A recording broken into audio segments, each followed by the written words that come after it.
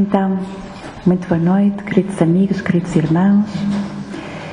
Vamos hoje falar sobre perispírito, ou corpo perispiritual. Não é fácil falar sobre este tema, não é? Porque ele implica abordarmos muitas questões que nem sempre são fáceis de transmitir.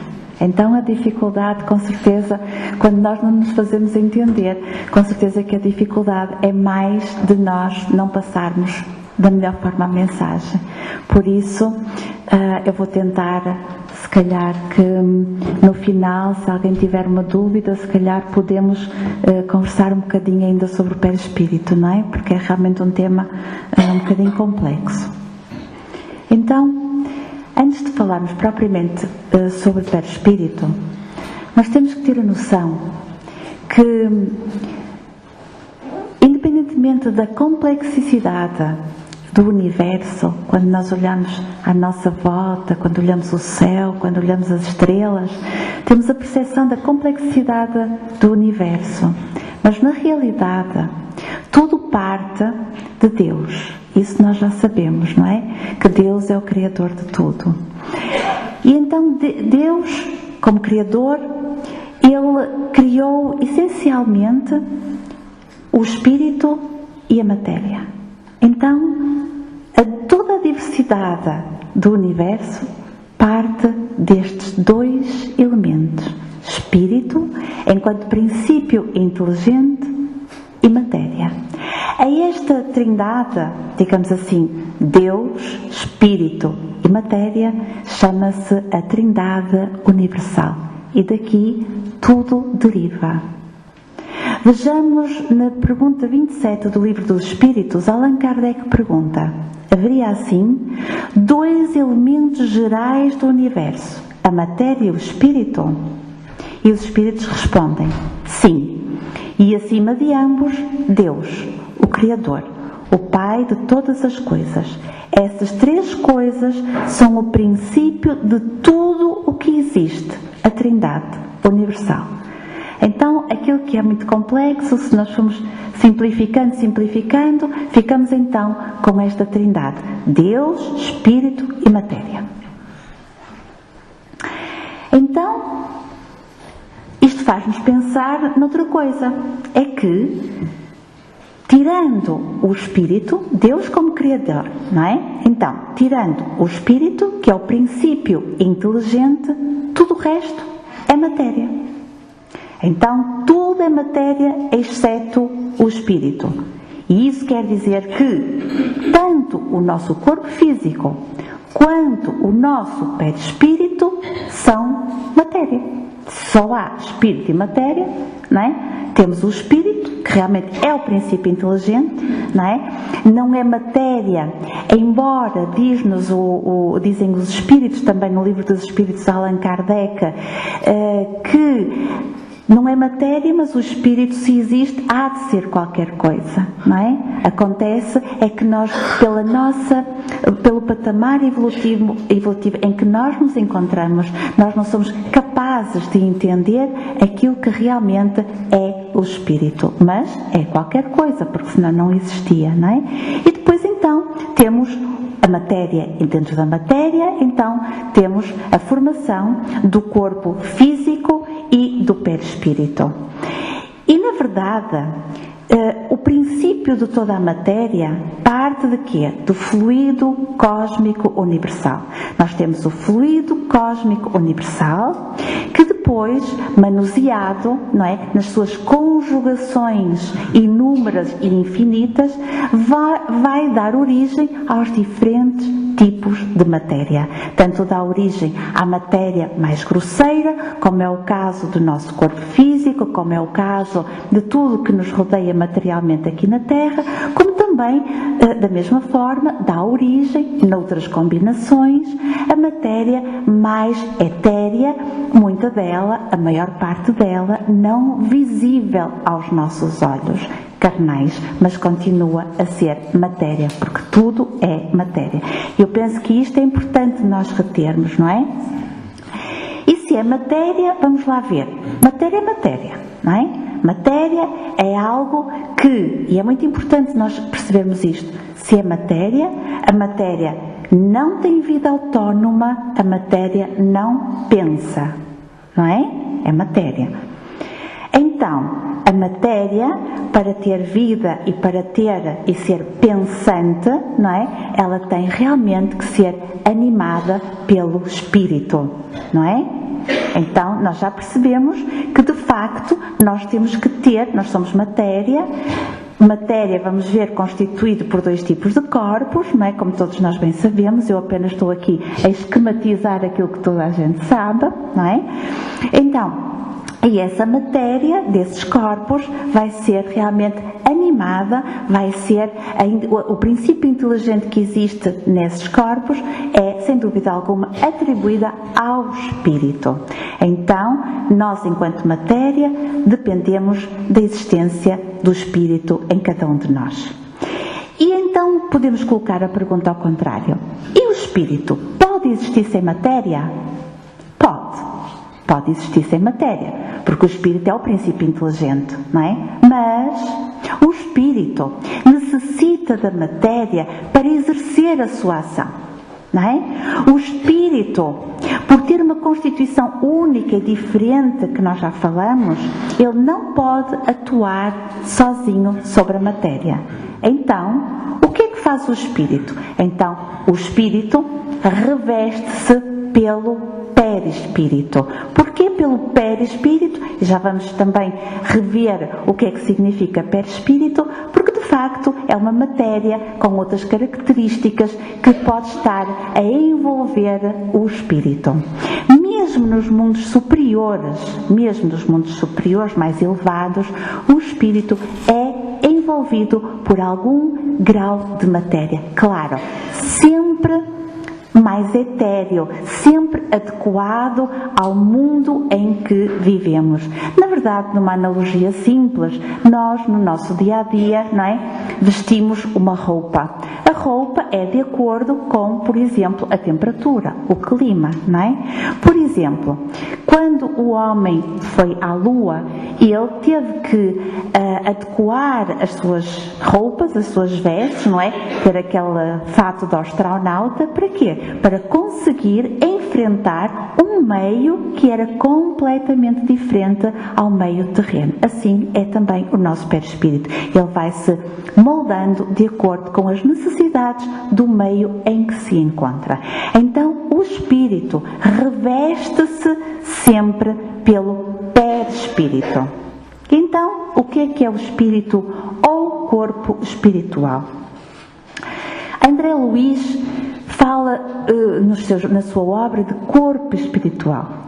Mas esta palavra corpo espiritual, nós podemos encontrá-la pela primeira vez descrita por Paulo de Tarso nas epístolas aos Coríntios, em que ele chama realmente corpo espiritual, falando naquilo que depois Allan Kardec chamou perispírito. E vamos ver aqui nesta resposta porque é que de facto se designou perispírito. Então Allan Kardec pergunta na pergunta 93: o espírito propriamente dito tem alguma cobertura ou está, como pretendem alguns, envolvido numa substância qualquer? E os espíritos respondem: o espírito está revestido de uma substância vaporosa para os teus olhos, mas ainda bem grosseira para nós, não é? Nós nem a vemos, mas os espíritos que respondem acham que ela é grosseira, muito vaporosa. Entretanto, para poder elevar-se na atmosfera e se transportar para onde queira. Assim como o germe de um fruto é envolvido pelo perisperma, da mesma forma o espírito, propriamente dito, está revestido de um envoltório que, por comparação, pode-se chamar de perispírito. Então, chamou-se perispírito, mas se nós chamarmos corpo espiritual, está absolutamente correto e podemos de facto utilizar as duas terminologias. Realmente perispírito é uma designação muito característica, ou quase que exclusiva do espiritismo. Pronto, por analogia, nós vemos aqui um fruto, não é? No fundo, a semente central corresponderia ao espírito, não é? O fruto envolvente, que é chamado perisperma, seria o perispírito, e depois a casca, digamos assim, seria o corpo físico. Então, esta é a representação esquemática, não é, do nosso corpo, ou seja, espírito, perispírito e corpo físico. Muito bem. Então, o que é que nós sabemos sobre cada um destes constituintes do ser humano, que no fundo somos cada um de nós? Não é? Nós às vezes falamos, é ser humano, deve ser ali alguém que está a passar na rua, mas não, somos cada um de nós, não é verdade? Então, o que é que nós sabemos sobre isto? Bom, sobre o espírito, já vimos que sabemos muito pouco. Não é? Sabemos muito pouco. E os próprios espíritos dizem que nós ainda não temos capacidade para entendermos realmente o que é o espírito, assim como não temos capacidade para entender o que é Deus e outras coisas mais, não é? Pronto. Sobre o corpo físico, depois temos o corpo físico. Bom, sobre o corpo físico nós sabemos de facto muito. É uma verdade. Sobre o corpo físico é aquilo que nós sabemos mais. E reparem como é curioso, é que a criança mal começa a falar, ela começa logo a colocar questões sobre o seu próprio corpo, não é? Porque é que tem um umbigo, porque é que faz assim, porque é que faz assado, não é? Há logo realmente uma curiosidade em relação ao corpo físico. E quando vai para o primeiro ciclo, para a antiga escola primária, não é? Os primeiros ensinamentos são também sobre uma anatomia muito simples, para a criança saber como é que é constituído o seu corpo. Porque é importante nós percebermos, não é? Como é que é formado o nosso corpo.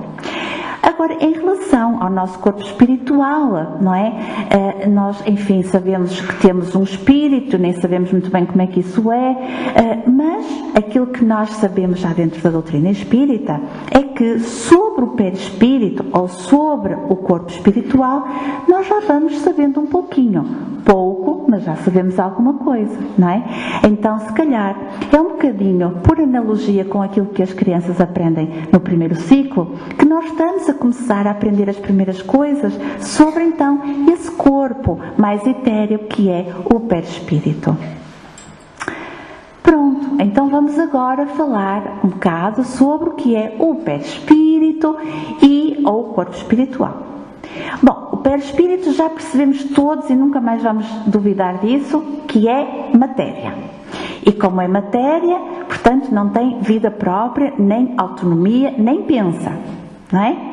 Pronto. Quem pensa é o espírito que vai atuar sobre o perispírito, que quando nós encarnados, por sua vez, vai atuar sobre o corpo físico. Então o perispírito é um corpo organizado. É como que se fosse uma túnica eletromagnética.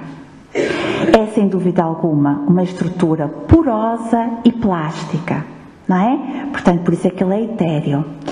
E diz-nos André Luiz, e a doutora Marlene também fala muito sobre isso, que no fundo o perispírito é formado por elementos, como nós já dissemos, extraídos do fluido cósmico universal, e tem uma escala de elementos, como assim nós conhecemos a tabela periódica. Existem outros elementos, não é? Que nós também haveremos de conseguir estudar, os espíritos já estudam, nós haveremos de conseguir, que formam realmente esse espírito. E isso é importante nós retermos, porque mais à frente vamos falar sobre isso. Então, nesta altura, nós já podemos avançar um bocadinho mais para entendermos, então, naquilo que nos é possível, aquilo que eu chamaria, assim, as primeiras luzes sobre anatomia e fisiologia transdimensional. Então, vimos que então somos constituídos por alma, perispírito e corpo físico, e então o perispírito, como é que ele é constituído?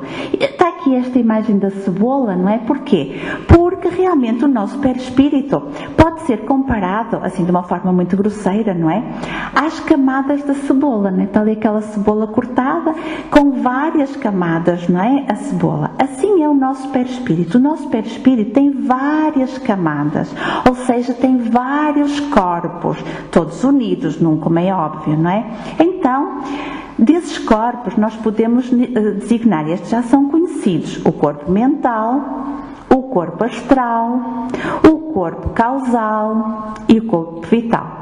Não é? Não tem que confundir. Nós também temos o sistema nervoso central, o sistema nervoso periférico, o sistema vascular, e não nos faz confusão nenhuma, está tudo assim direitinho, arrumadinho, não é? Sem confusão. Então o corpo, o perispírito, também tem estes vários corpos, de uma forma integrados uns nos outros, e não tem que realmente nos fazer confusão. Em relação ao corpo mental, bom, lá está, tudo que está relacionado com a mente, e a mente está diretamente relacionada com o espírito, é aquilo que nós sabemos menos. De facto, sabe-se pouco sobre este corpo mental. Alguns autores consideram o corpo mental separado do perispírito, não é? Alguns consideram que não é propriamente uma camada do perispírito, mas que será uma outra estrutura. Outros incluem-na dentro do perispírito. Mas o importante é nós sabermos que existe o corpo mental. Pronto. Então o que é esse corpo mental? No fundo, é o envoltório, não é? Subtil da mente. Pronto. Não é? Nós temos a mente, temos o espírito, temos tudo, e depois temos um envoltório que se chama corpo mental.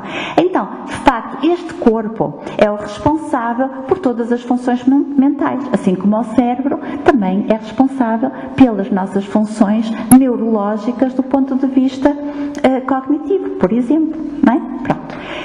E onde é que é a sede desse corpo? É no quarto ventrículo, onde se preconiza que aí se localizará, digamos, a alma. Portanto, há toda ali uma estrutura a envolver a sede da alma. E a principal função deste corpo mental é realmente a origem dos pensamentos, não é? Mas, na verdade, mais pormenores sobre este corpo ainda não se sabe, ainda se discute muito, não é? Entre mente e cérebro. Essa é uma das grandes discussões da ciência na atualidade. Então, depois temos o corpo causal. O nome está mesmo a dizer, não é?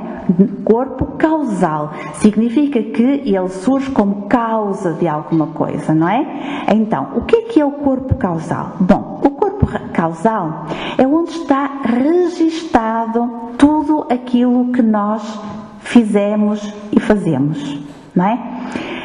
E nós dizemos assim, mas então o espírito é que realmente tem a inteligência, o espírito é que comanda, para que é que nós precisamos do corpo causal? O espírito lá que se lembra de tudo, não é? Pois, mas isto é um bocadinho como o computador, não é? Nós temos o nosso computador em casa, o computador está lá tudo, a informação está lá toda, de facto, mas quando nós queremos ir buscar uma determinada informação, não é? Nós realmente temos que acessar a uma determinada pasta, não é? Onde nós realmente vamos ver aquilo que nós queremos. Quer dizer, não está ali tudo disponível. O computador tem lá tudo, não é? Mas na verdade não está tudo simultaneamente disponível. Há ficheiros que estão ali guardados e que nós podemos ir buscá-los. Então é um bocadinho isso, não é? Nesse corpo causal é como se fosse a memória, o registro de todos os ficheiros do nosso computador, não é? Pronto.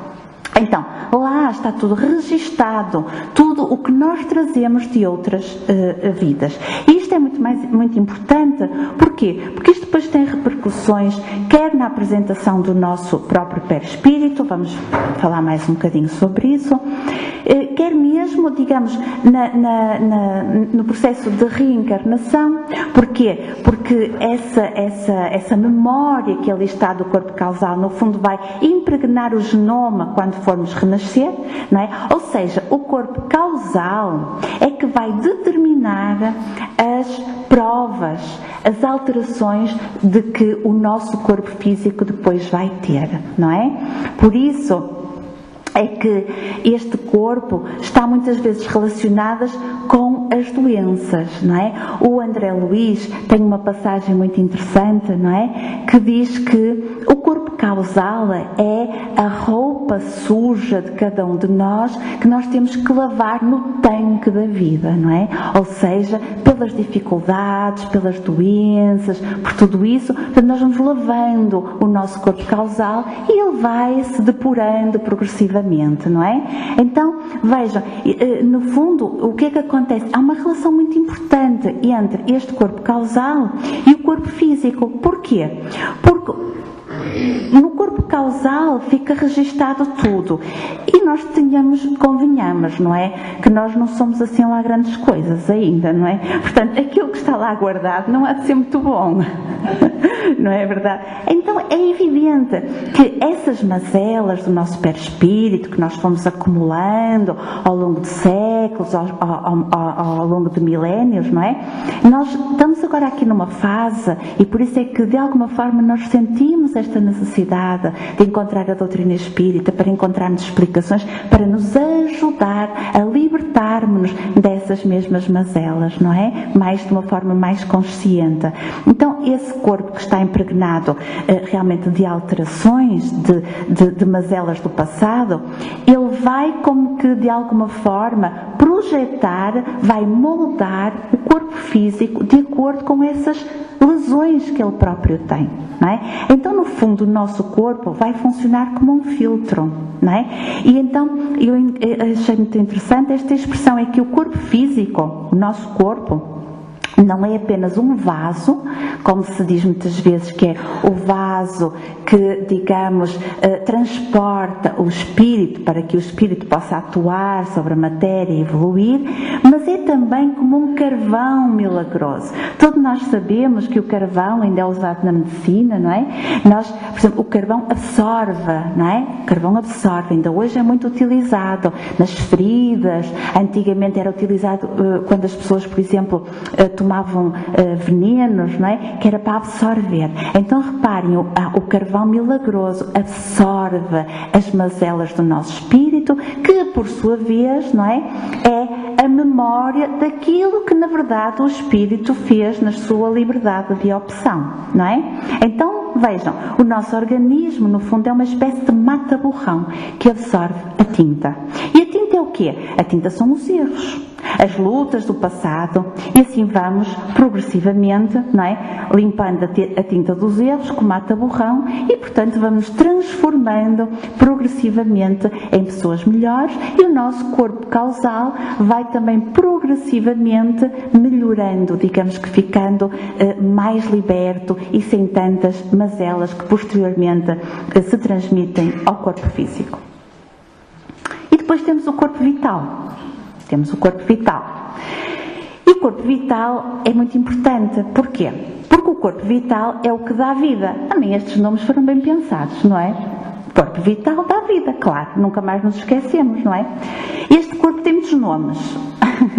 Tem muitos nomes. É corpo vital, duplo etéreo, ectoplasma também pode ser considerado, corpo bioplásmico pela ciência. Este corpo já está muito estudado nos meios académicos. Este corpo, há muita investigação feita em que os cientistas de todo o mundo reconhecem que de facto há um corpo energético e há muitas experiências feitas. Curiosamente, os primeiros cientistas a estudarem este corpo vital foram os russos. Não é? Ainda no tempo do regime comunista. Olhem que interessante. Porquê? É muito interessante. Porquê? Porque aquele povo, digamos, país, tinha uma política absolutamente materialista. Ou seja, as pessoas não podem dizer, como dizem muitas vezes quando se estuda noutras coisas, aquilo é porque eles são lá uns religiosos e fizeram lá esses estudos quaisquer, isso não vale nada. Não é? Eles até são materialistas. Não é? Portanto, não há influência da política, do governo, do Estado, não é? Nesses estudos, porque eles até eram contra, não é? Mas a verdade é que eles fizeram estudos importantíssimos acerca da existência deste corpo e foram eles que lhe deram a designação de bioplasma, não é? Então há muitas designações já, há artigos científicos escritos sobre a existência deste corpo. Então, este corpo é o corpo que dá vida a todos os seres, não é? E o que é este corpo? No fundo, este corpo vital é formado pelo fluido vital. Então é o fluido que dá vida. Ou seja, nós já vimos que somos matéria, não é? A matéria inerte. Mas, de facto, para que aquela matéria tenha vida, necessita de ter uma dose de fluido vital.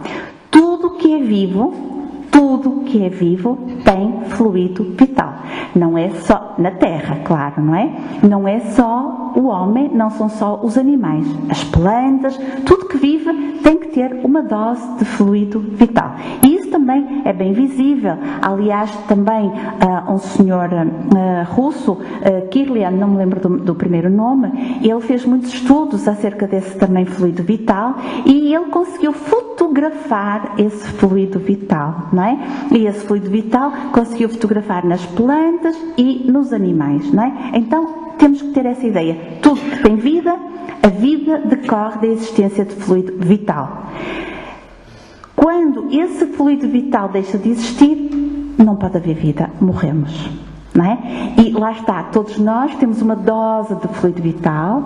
O fluido vital pode ser restabelecido através realmente dos processos respiratórios e pode ser produzido por uns elementos que existem nas nossas células e ser acumulado que é nas mitocôndrias, mas ele é esgotável para cada um de nós, está bem? Então, e as plantas, todos nós temos fluido vital.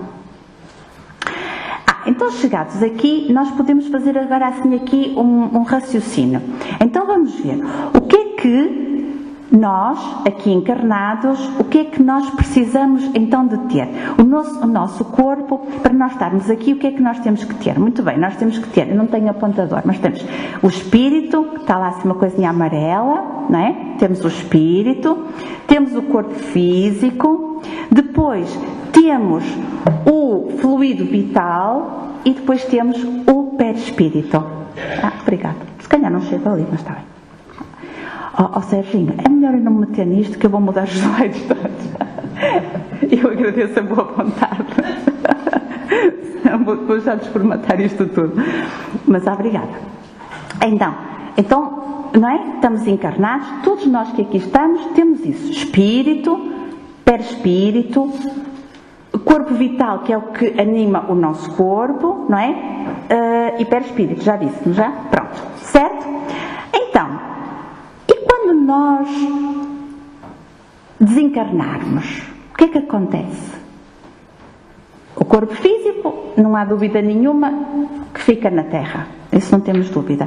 Mas reparem, é que o corpo vital, como também só serve para animar a matéria densa, no mundo espiritual não é necessário, ele também fica. Portanto, é uma camada do nosso perispírito que desaparece. Então, quando encarnados, nós temos estes corpos todos, não é? Já viram que a gente tem que carregar tanta coisa. Mas quando estamos desencarnados, então, nós temos o espírito e o perispírito sem aquela camada do corpo vital, ou duplo etéreo. Está bem? Pronto. Então é assim que nós somos constituídos. Encarnados, temos mais estes dois corpos, o corpo físico e o duplo etéreo, que faz esta ligação. Desencarnados, temos estas estruturas. Mas nós podemos avançar mais um bocadinho na anatomia do perispírito, na ligação com o corpo físico. Nós também já sabemos, aliás, se esta questão da designação de perispírito é muito própria em relação ao espiritismo, digamos, as filosofias e as religiões mais antigas, sobretudo do Oriente, de há milénios, que falam realmente na existência dos centros vitais, dos centros de força, ou por eles mais designados como chakras, não é? Então nós aqui, e o Espiritismo também, e André Luiz fala pormenorizadamente sobre a existência de cada um destes centros de força e sobre a função de cada um destes centros de força. Então nós podemos saber que cada um de nós tem 7 centros de força.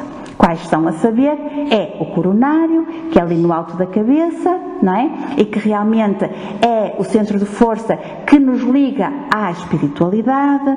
Depois temos o frontal, aqui no meio da cabeça, e que está muito relacionada com as nossas funções intelectuais. Depois temos o laríngeo, que está também muito relacionado até com a vocalização. O cardíaco, relacionado com a parte emocional. Não é por acaso que nós hoje já sabemos que pensamos com a cabeça, mas as pessoas continuam a dizer que estão emocionadas e continuam a desenhar corações. Não é? Porque realmente o cardíaco, não é, está de facto localizado no coração, na área do coração, e tem de facto essa relação às emoções. Depois temos o esplénico, que está mais relacionado aos nossos próprios fluidos, sobretudo ao sangue. O gástrico, relacionado com os processos digestivos, e o genésico, relacionado com a área sexual. E depois temos uma outra coisa interessante. Portanto, estes centros de força existem quer no ser encarnado, quer no desencarnado, não é? Porque fazem parte do perispírito. Mas há uma ligação muito estreita entre estes centros de força e a anatomia do corpo físico. Há relações muito estreitas. Ou seja, cada um destes centros de força do perispírito, espirituais, estão ligados a plexos muito bem identificados na nossa medicina, que são realmente áreas, não é, formadas por estruturas nervosas, não é, e que nós chamamos plexos, e correspondem exatamente à área descrita pela localização dos centros de força, não é? Pronto. Então, aquilo que nós sabemos é que, no fundo, cada centro vital, cada centro de força, está ligado a um plexo nervoso do organismo físico, portanto, interagindo ali mais na proximidade com o centro nervoso, e também com uma glândula. Nós sabemos, não é? Nós sabemos que há realmente uma conexão muito importante entre o sistema nervoso, entre o sistema endócrino e então associado a este componente espiritual, que agora nós percebemos que são eles, é esta estrutura que vai exercer a ação sobre o corpo físico e não ao contrário. Depois temos ainda uma rede energética que no fundo corresponde aos nadis e aos meridianos, tão bem estudados na ciência milenar chinesa da acupuntura e de outras culturas orientais, não é? Então, e se nós formos ver, nós vamos ver que a designação, apesar da designação ser diferente, em todas as partes do mundo, em diferentes épocas, não é? Estes centros de força estão descritos da mesma forma. Não é? Não pode ser invenção de alguém, não é? Pronto, então aquilo que nós sabemos é que realmente temos então que esses plexos e esses centros de força, não é? Que no fundo fazem uma ligação mais estreita entre o corpo físico e o perispírito, não é? Eles vibram em sintonia sob a influência da mente. O que manda é a mente, que por sua vez é consequência do espírito, não é? E portanto, a harmonia ou a desarmonia, repare, pensamento é que gera tudo. Então, tudo em nós vai depender de quê? Vai depender do nosso pensamento. A harmonia ou a desarmonia que nós temos dentro de nós resulta única e simplesmente de nós próprios, através de facto dos nossos processos de pensamento. O pensamento é tudo, não é? O pensamento é tudo. Temos trilhões de células no corpo físico e trilhões de células, falta aqui uma palavra, no perispírito, não é? Ou seja, porque a ligação que nós temos entre o perispírito e o corpo físico é de célula a célula, não é? É célula a célula. Portanto, nós temos tantas células do perispírito como temos do corpo físico, não é? Há ali uma ligação estreita. Então, não há dúvida nenhuma que nós já percebemos que se o espírito atua sobre o perispírito, que por sua vez atua sobre o corpo físico, se o perispírito está ligado ao corpo físico, célula a célula, não é? Com toda esta energia que nós já falamos, nós não temos dúvida nenhuma que antes da cura das células do corpo físico é necessária a cura das células do corpo espiritual ou do perispírito. Então, todo este mecanismo subordinado à lei de causa e efeito, não é? E então, sabendo esta consequência, nós percebemos que o mais importante no nosso processo de cura somos nós próprios, por um processo de autocura. Quando nós falamos de autocura, não é não ir ao médico, não é isso. Mas se nós não fizermos a nossa parte, não é? Não adianta ir ao médico. É preciso ir ao médico? É sim, senhor. É preciso fazer? Claro que sim. Não é?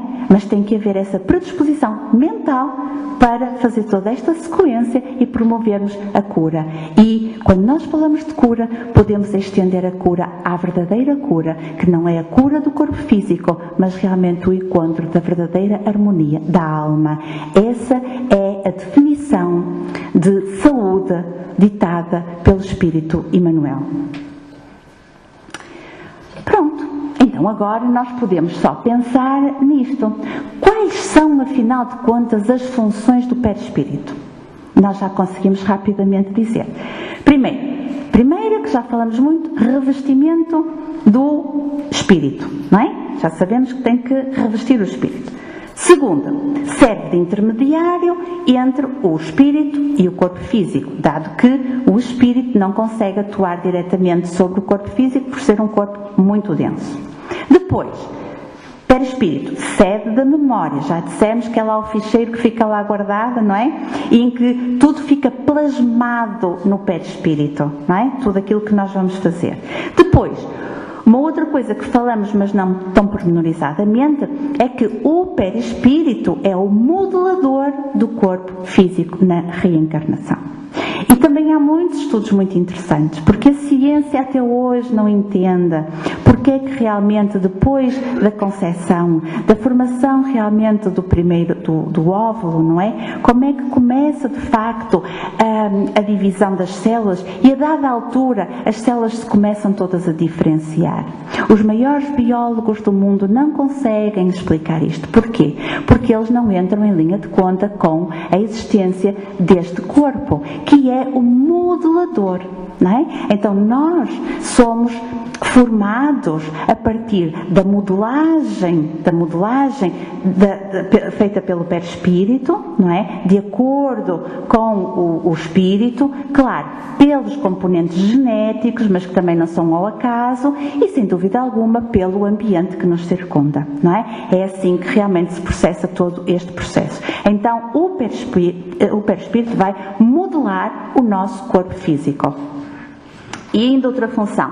No fundo, o perispírito é a forma de nós nos identificarmos no mundo espiritual, não é? Porque o espírito, nós já percebemos, é tão etéreo que não é reconhecido, não é? Nós, no mundo espiritual, vamos ser reconhecidos por quê? Pelo nosso perispírito. E o problema é que nós aqui na Terra conseguimos esconder as mazelas, não é? É roupa, pinta o cabelo, pinta o olho, faz ali uma cirurgiazinha e enganamos meio mundo, não é? Porque a outra metade já está enganada. Agora, o problema é que quando nós vamos para o mundo espiritual, não é? O nosso perispírito, não é? Mostra realmente o nosso verdadeiro eu, não é? A nossa energia. E essa energia, eu acho que troquei a apresentação, pois, porque eu tinha aqui mais um diapositivo que mostrava a aura, não é? E isto, a questão da aura é um bocadinho isso, porque o perispírito, quer dizer, o perispírito não é como se o nosso corpo fosse uma caixa, não é? E o perispírito está dentro do corpo, tipo de uma caixa. Não. O perispírito pode e extravasa o corpo físico. Não é? E cria um halo energético, não é, à nossa volta, que é aquilo que se chama a aura, não é? E a aura depois tem uma repercussão dos nossos pensamentos, do nosso íntimo, de tudo. Portanto, é horrível, não é? Porque a gente depois chega lá e eles olham para nós e pronto, e veem o que nós estamos a sentir. Por exemplo, na obra de André Luiz, quando ele parte para o mundo espiritual, logo no início, que ainda está no umbral, nós vemos que aqueles espíritos, pronto, também lá do umbral, chama suicida, suicida, ele fica muito revoltado por o chamarem suicida.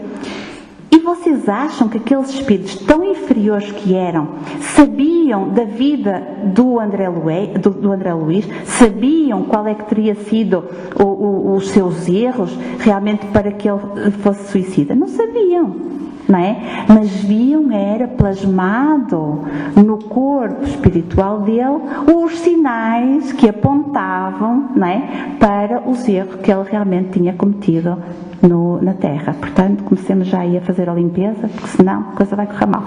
Pronto. Não é? É verdade.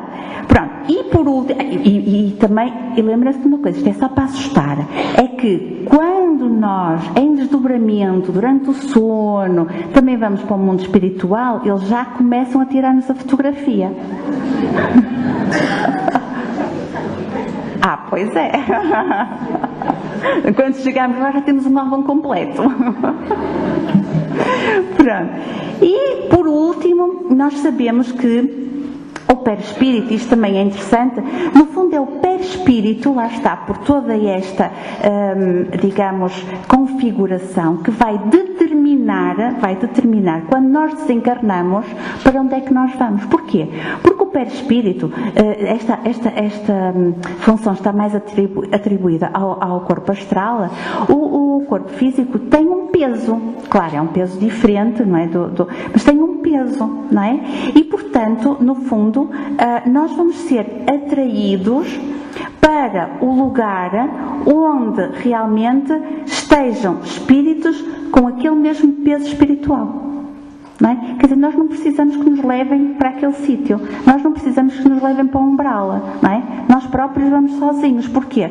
Porque realmente o peso do nosso perispírito, não é? A densidade do nosso perispírito, pela atração dos semelhantes, faz com que nós imediatamente nos desloquemos, não é? Nos encontremos no local, digamos, coincidente com o nosso padrão vibratório, não é? Então, essa também é uma função do perispírito. É para onde é que nós vamos depois do desencarne. Então é isto, e também sabemos que não é uma função, mas que então saúde ou doença depende, o tema não dá para explorar esse item, mas saúde ou doença vai realmente depender do estado do nosso pensamento, que por sua vez vai repercutir no perispírito, que por sua vez vai repercutir no corpo físico. Eu acho que é muito interessante, porque Jesus já nos falou disto e chamou-nos a atenção.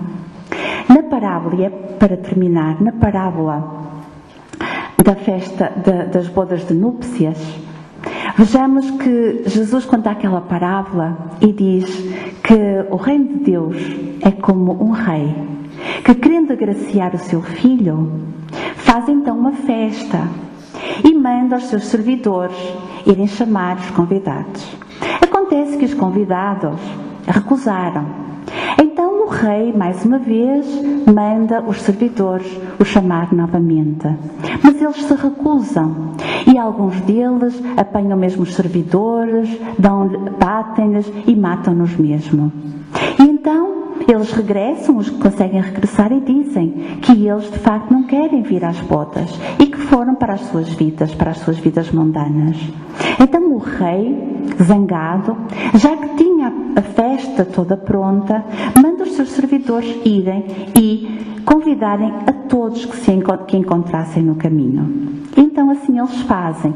Eles vão, convidam todos aqueles que encontram, e quando a sala estava então cheia, entra o rei.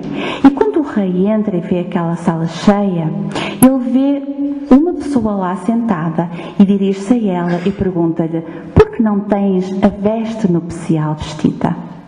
E então manda amarrar as mãos e os pés daquele homem e pô-lo lá fora, não é?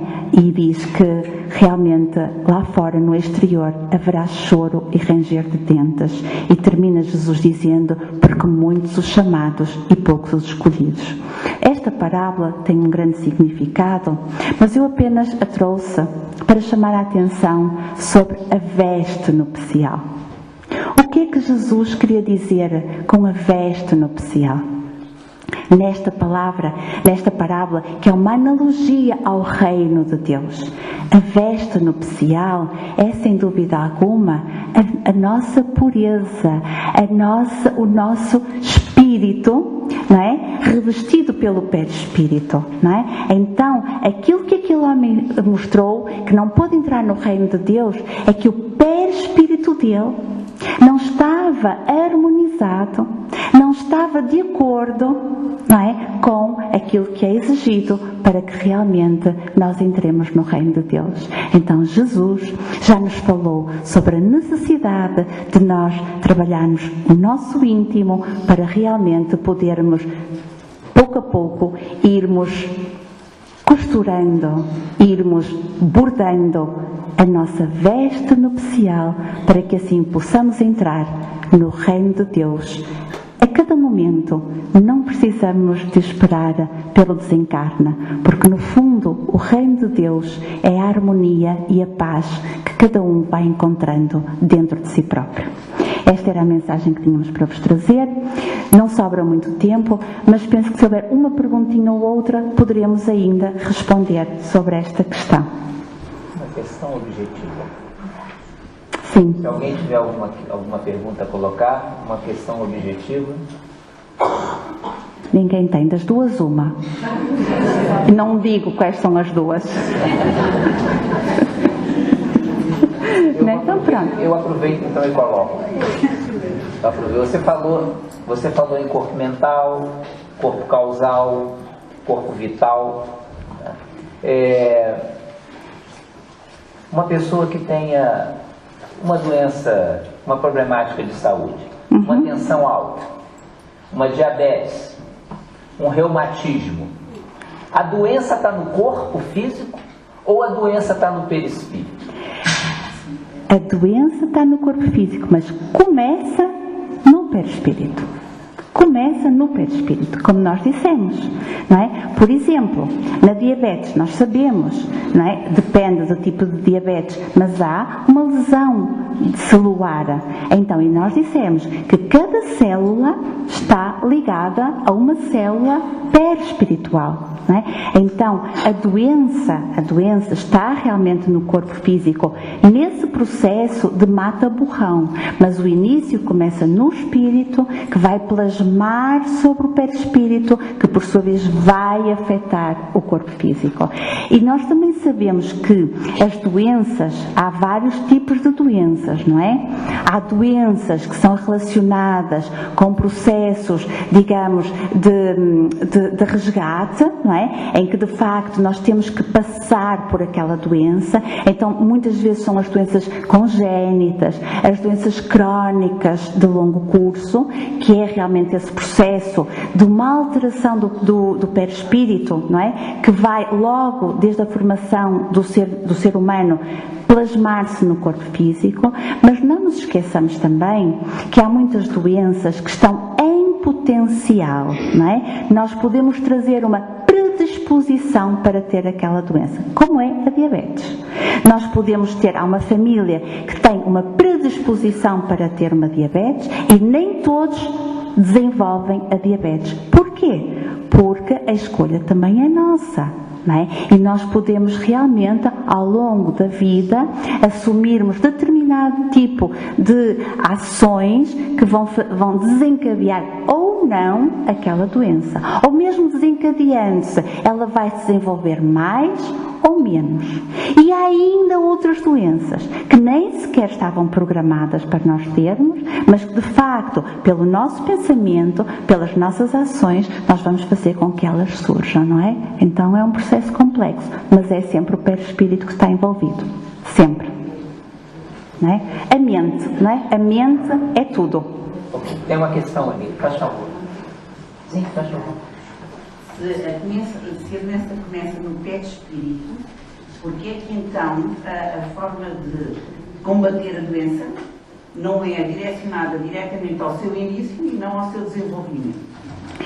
Claro, nós há muito que andamos a falar que de facto nós, quando estamos a tratar a doença na medicina alopática, não é? Nós estamos de facto a atuar, nunca estamos a atuar na causa primária.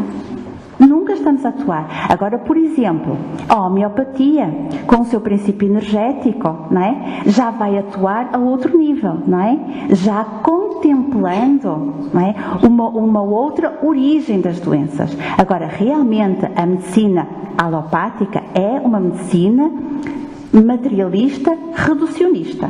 Infelizmente, a nossa luta é para que isso mude, tem toda a razão. Não é? Há uma questão lá atrás, faz favor.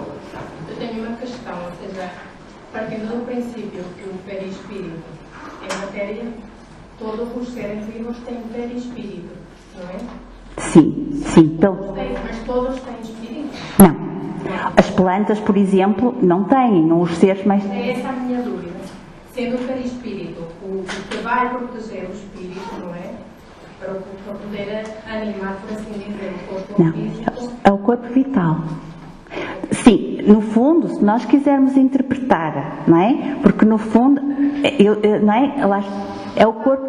Não está bem formulada a pergunta, mas está a perceber onde é que eu quero chegar. Sim, sim. No fundo, o perispírito, não é? Digamos, de facto, envolve o espírito e permite a ligação do espírito ao corpo físico, não é? Mas, por exemplo, as plantas ou os seres mais rudimentares não têm espírito, mas têm fluido vital, porque se não tivessem fluido vital não eram seres vivos, não é? Numa escala evolutiva.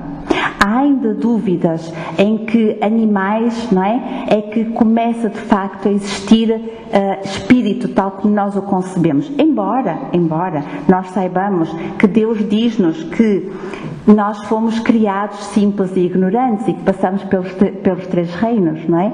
Mas na verdade, quer dizer, espírito tal qual como nós o entendemos como ser inteligente, não é? A expressão de inteligência, não é? Não existe. Agora, existe o princípio vital, que é uma das camadas do perispírito, não é? No fundo, nós temos que distinguir o ser inteligente com algum grau de inteligência, não é? Não estamos a falar só na nossa, não é? Tem realmente que ter um espírito, porque ele é o responsável pelo princípio inteligente. O ser vivo tem que ter princípio vital. Juntando os dois, então temos um ser inteligente e vivo, porque nós também temos inteligência, mas se estivermos no plano desencarnado não precisamos do fluido vital. Não sei se me fiz entender. Outra pergunta. O Alzheimer, como é que ele é tratado? Espiritual ou carnal? Repetir a pergunta. O Alzheimer, doença de Alzheimer, como é que é tratado? Espiritualmente ou fisicamente? Olha, não está aqui a nossa Celeste, porque senão eu ia lhe responder. Porque, de facto, é uma situação complexa, não é? É evidente que no Alzheimer, como noutras doenças, o que acontece é que há uma obnibulação, não é, da consciência, não é? Do ser consciente. Mas nós não sabemos o que é que acontece ao espírito, não é? Se o espírito, em muitas situações, ele próprio, por um processo de resgate, de necessidade, também pode ficar parcialmente adormecido. Ou não, ou pode ter consciência daquele processo. Agora, é assim, o Alzheimer, assim como outras doenças com caráter, digamos, em que há perturbação do raciocínio e do estado, do nível de consciência, todas essas doenças, não se pode falar em cura no plano físico. não é? Porquê? Porque lá está, nós o dissemos, muitas vezes passa-se por esse processo que para o corpo físico é incurável, mas que o seu processo pode representar a tal libertação do perispírito e culminar na cura do espírito. Porque na verdade, não é? Aquilo que nós temos que procurar é a cura do espírito e não a cura do corpo físico. Não é? Então, a pessoa com Alzheimer pode estar naquele processo, não é? Mas digamos que o espírito dele, não é? Está a passar por um processo de resgate, num processo de libertação. E quando realmente houver o desencarne, não tenho dúvida nenhuma que, passado mais ou menos tempo, aquele espírito vai estar numa situação muito melhor do que antes da reencarnação. E essa é a verdadeira cura, o caminho para a cura, não é? Ok. Mais alguma questão? Eu coloco mais uma, Paula. Quando somos operados, o perispírito fica afetado? Sim, pode ficar. Pode ficar, sim. Aliás, tudo aquilo que nós fazemos no nosso corpo físico, não é? Assim, também tem uma afetação sobre o perispírito, não é? Agora, o que acontece é que depois há a lei de causa e efeito, não é? E há, digamos, o princípio de merecimento, não é? Porque lá está, muitas vezes, a doença que está no corpo físico já é reflexo do perispírito. Ou seja, no fundo, o problema que está no corpo físico também estava no perispírito. Não é? Então, se nós vamos submeter o corpo a uma cirurgia, obviamente que o perispírito ali também vai ser afetado. Mas, digamos que se for, digamos, uma pessoa, vamos imaginar, com mérito, não quer dizer que essa tenha uma repercussão depois do desencarne. Por exemplo, o expoente máximo dessa questão é, por exemplo, a doação de órgãos. Não é? Em que a pessoa se doar o órgão, não é? Chegando ao mundo espiritual, se o der, de qualquer forma tem mérito, mas sobretudo se o der por opção, não é? A pessoa não vai sentir nenhuma, digamos, repercussão negativa pela falta daquele órgão correspondente. Pelo contrário, vai sentir um bem-estar. Não é? Então lá está, quer dizer, porquê? Porque no fundo voltamos à mesma história, o que comanda é o pensamento, não é?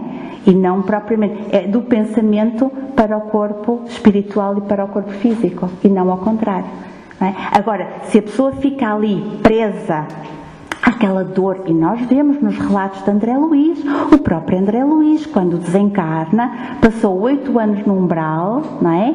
Depois é resgatado para o mundo espiritual e ainda drenava, já não me lembro assim em pormenor, mas drenava aqueles fluidos negros da área intestinal que tinha sido realmente a doença que ele tinha tido. Não é? Mais uma vez, a mente dele estava presa ainda ao seu processo de doença, ele continuava revoltado porque ele dizia que não percebia porque é que tinha passado por aquilo tudo, não é? E portanto ele realmente continuava com os órgãos doentes decorrentes da doença e da cirurgia. Agora, no momento em que realmente ele se começou a conciliar com ele próprio, não é? E os passos, claro, que ajudaram, aquela situação foi resolvida, não é? Então, tudo vai depender da nossa mente. Mais uma questão aqui, por favor. Nas operações espirituais, fazendo operação ao perispírito, sente-se a diferença no corpo físico?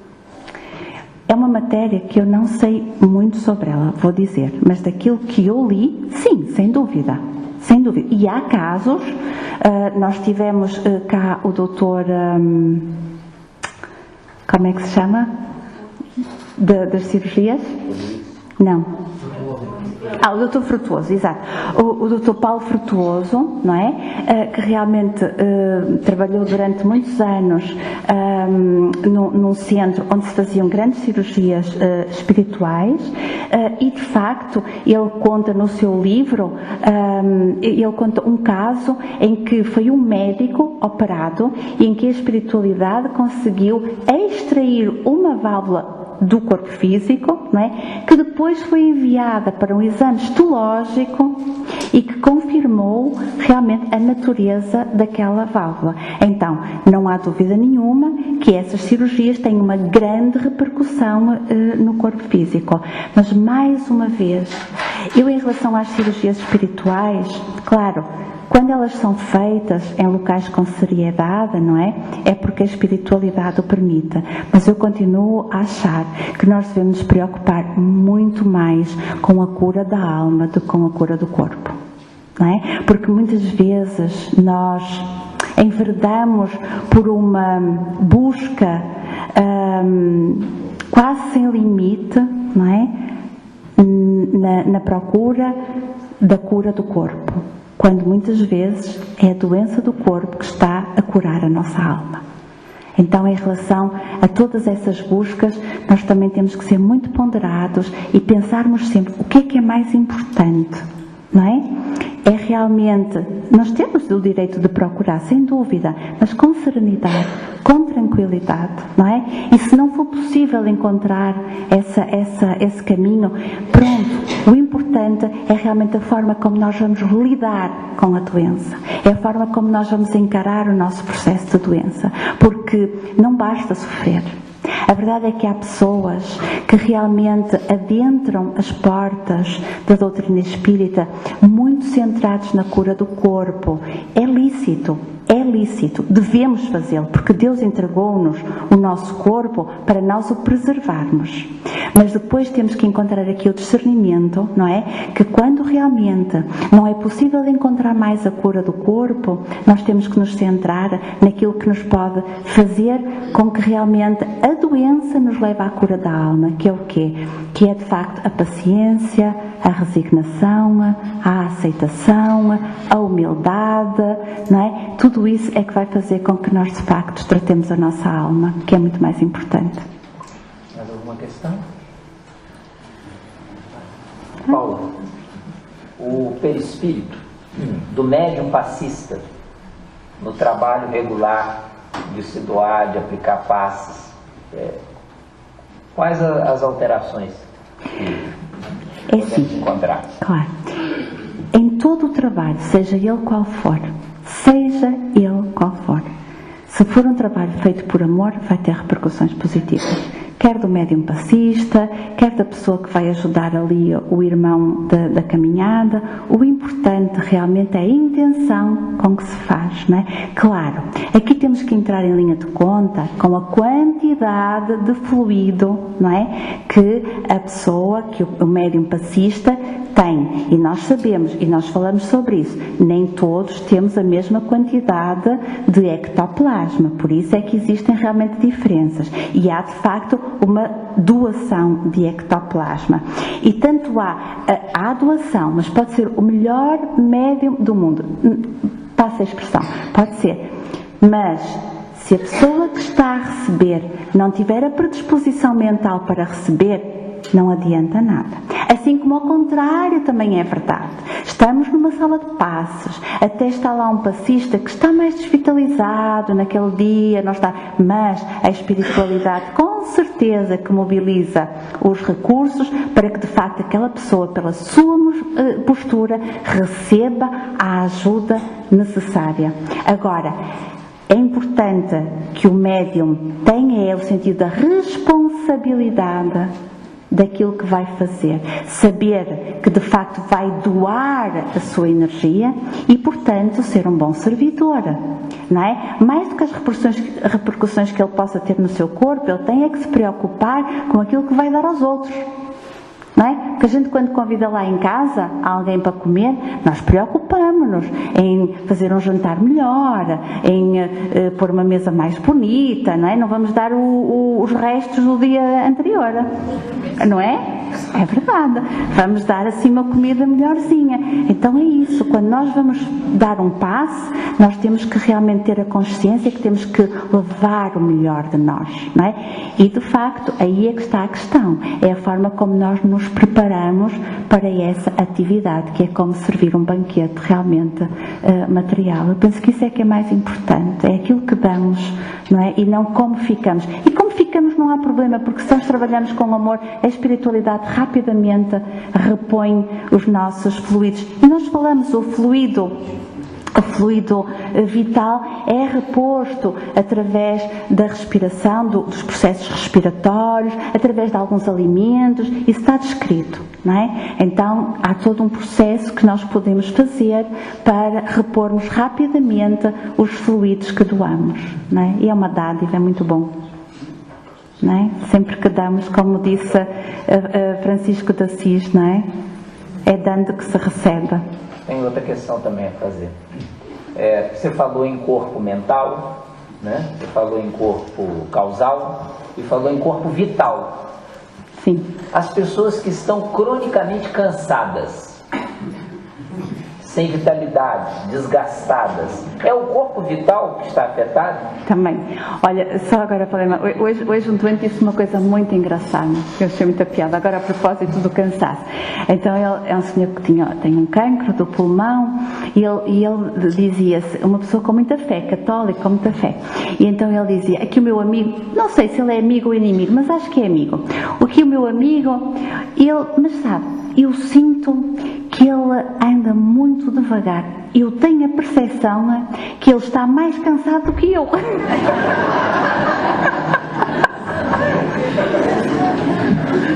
Achei uma delícia. E na verdade, imagiologicamente, ele tem uma progressão da doença muito lenta. E tem mesmo, não é? Mas achei aquela coisa, a sensação que ele tinha foi uma delícia, não é? Está mais cansado que eu. Então, realmente, lá está, nós podemos repor o fluido vital, não é?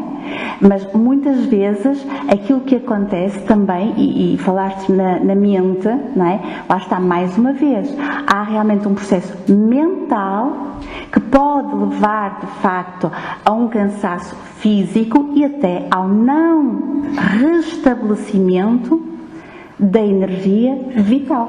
Ou seja, e nós sabemos isso, quando estamos tristes, quando estamos deprimidos, o que é que acontece? Nós sentimos muito mais cansados. Porquê? Porque o nosso próprio organismo, não é? Não está capaz, não é, de absorver a energia transformada. Nós dissemos que a sede de transformação e de armazenamento são as mitocôndrias, não é? Então, tem que haver um processo, e por isso é que nós dizemos, quando a pessoa está cansada, para ir para a natureza, para dar um passeio, não é? Porque, de facto, toda essa envolvência ajuda a restabelecer, não é, esse fluido vital que nós podemos energizar-nos, não é? Através do passe, mas também nós próprios, e não é preciso fazer assim, é só ir e respirar. Não é? Mais alguma questão? Não? Penso que está tudo. Nós vamos aproveitar, se não tem mais nenhuma questão, uma vez que nos alongamos um bocadinho nas questões de perguntas e respostas, e vamos fazer o passe coletivo hoje. Bem? Uma vez que... Eu volto ao passe.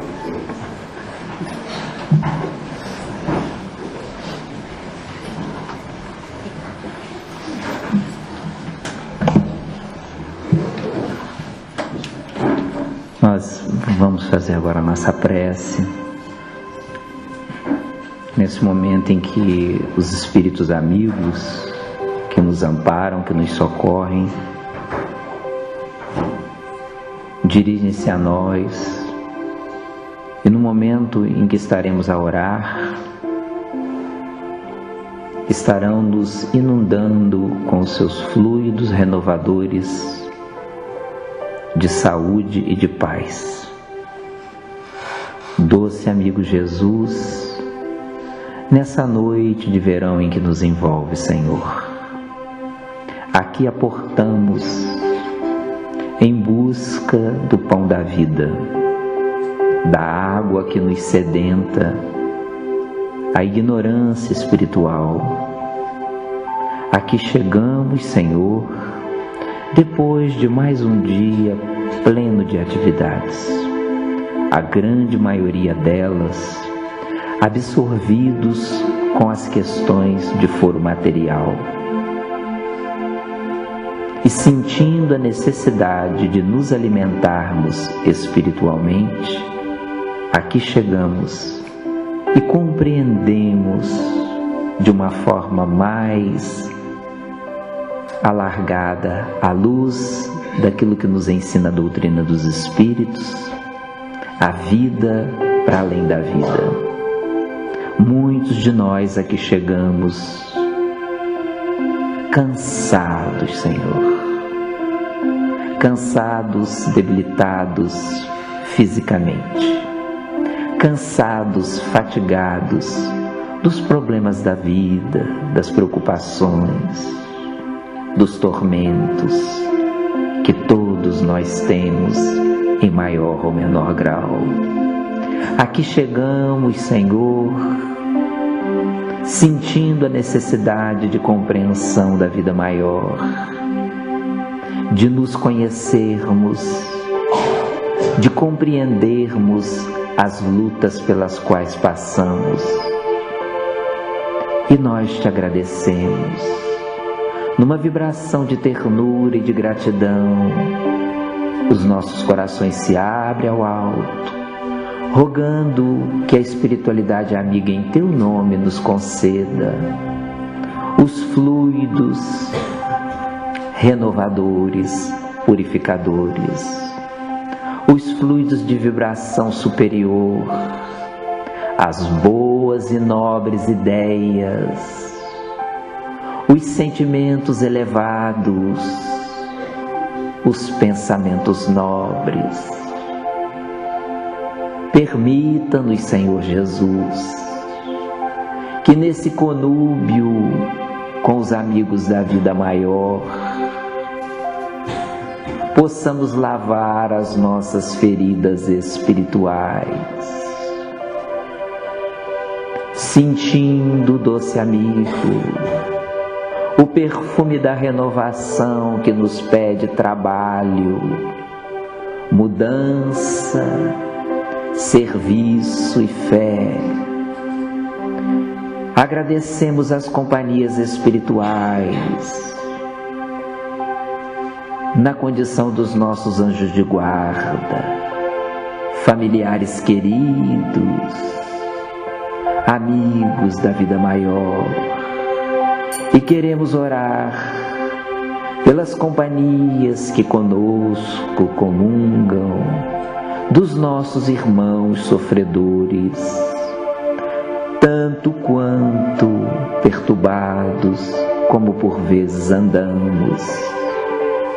Na noite de hoje, Senhor, quando abordamos o estudo profundo do perispírito e compreendemos que somos os doentes espirituais, os crônicos enfermos a caminho da saúde e da paz, inspira-nos, Senhor.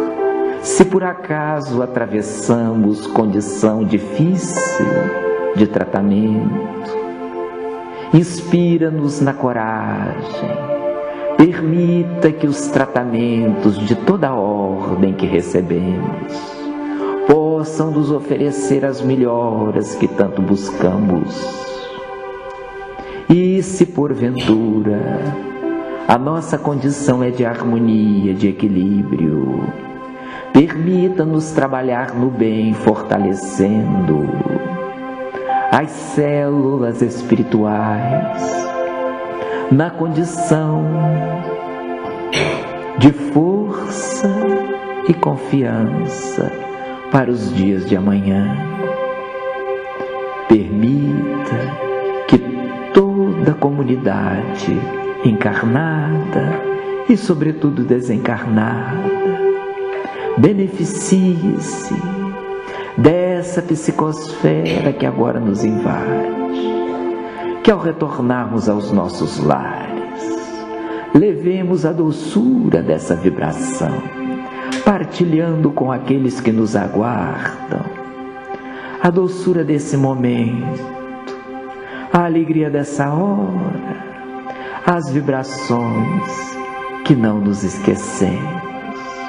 Assim nos despedimos, Senhor, refeitos e pacificados, suplicando que continue conosco nesta noite sempre. Fica conosco, Senhor Jesus. Fica conosco, Senhor.